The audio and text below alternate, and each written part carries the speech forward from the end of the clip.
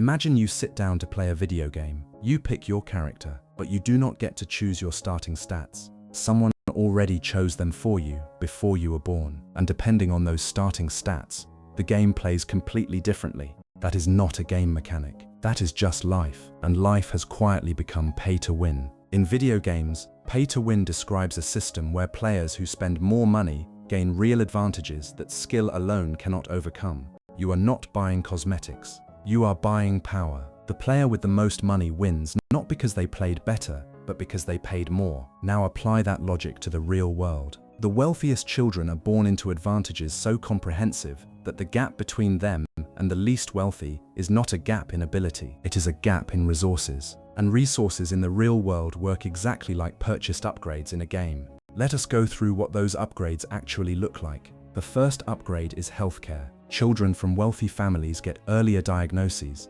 better treatment, and preventative care that stops problems before they start. Children from lower-income households are more likely to have untreated conditions affecting concentration, attendance, and long-term health. By the time both children enter a classroom, one has already been playing with a health advantage for years. The second upgrade is nutrition. Consistent access to nutritious food in early childhood has a direct and documented effect on brain development. Food insecurity does not just affect physical growth. It affects cognitive development, attention span, and academic performance. Children who are food insecure are fighting their own biology while trying to learn. The third upgrade is the neighborhood. Where you grow up determines the air quality, street safety, school quality, and social networks available to you. Two children born in the same city but different neighborhoods can access completely different futures based purely on their postcode. The fourth upgrade is access to information. Wealthy families have the time and resources to prepare their children for how the world actually works, which schools to apply to, which programs exist, which questions to ask, which doors are even there to knock on. Children from lower-income households often navigate these systems with no guide and no map. The fifth upgrade is the network. The most valuable currency in professional life is not money or qualifications. It is who you know. Wealthy families pass professional networks down across generations like an inheritance. A single call from the right person can unlock an opportunity that years of effort cannot. Children who do not inherit those networks must build them from scratch against people who were handed them at birth. Now here is where the game gets truly interesting. All of these advantages compound. Better health leads to better academic performance. Better academic performance leads to better schools. Better schools lead to better networks. Better networks lead to better opportunities. Each upgrade feeds the next one, and the gap between those who started with upgrades and those who did not grows wider with every level. Meanwhile, children at the bottom of the starting stats are told the same thing. Work hard, believe in yourself, and anything is possible, which is technically true in the same way that a beginner in a pay-to-win game could theoretically defeat a fully upgraded opponent. It happens. It just happens rarely enough to be called exceptional. And a system that requires exceptionalism from its most disadvantaged players just to reach average outcomes is not a fair system. It is a system that has learned to describe its unfairness as inspiration. Now let us be precise about something important. This is not an argument that wealthy people do not work hard. Many of them do. This is not an argument that people born without advantages cannot succeed. Many of them do that too. This is an argument about starting conditions, about the effort required relative to where you began. Two people can work identically hard and arrive at completely different outcomes, not because one tried harder, but because one was playing on a different difficulty setting. Here is something that should genuinely unsettle you.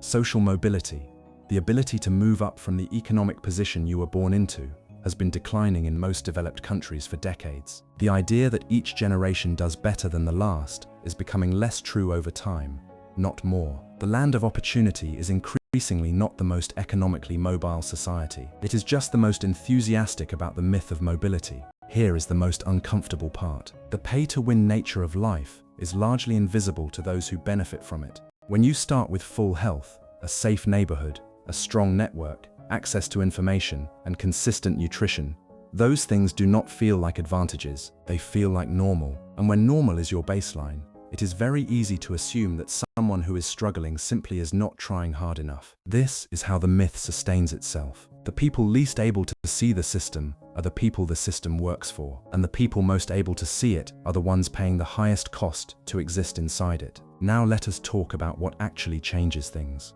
Early childhood investment is the highest return social intervention known to researchers. Every dollar invested in early childhood programs for disadvantaged children produces returns of between $7 and $12 in reduced social costs later. That is not an opinion. That is decades of documented economic research. Access to healthcare regardless of income has been shown to improve educational outcomes, workforce participation, and lifetime earnings. Public education systems that do not depend on local property wealth to fund themselves reduce the resource gap between children significantly. These things work. They are known to work. They are just expensive upfront and politically inconvenient, and so the upgrades remain available only to those who can purchase them, and the game stays pay to win. Here is the final thought. The game is rigged. That is not a radical statement. It is a description of measurable, documented, studied reality. Knowing the game is rigged does not mean you stop playing. You do not have that choice. But it does mean you stop blaming yourself for every level where the odds were stacked against you before you even picked up the controller. And it means you stop mistaking someone else's head start for evidence of their superior effort. The scoreboard does not always reflect who played the best game. Sometimes it just reflects who bought the better character. Go figure.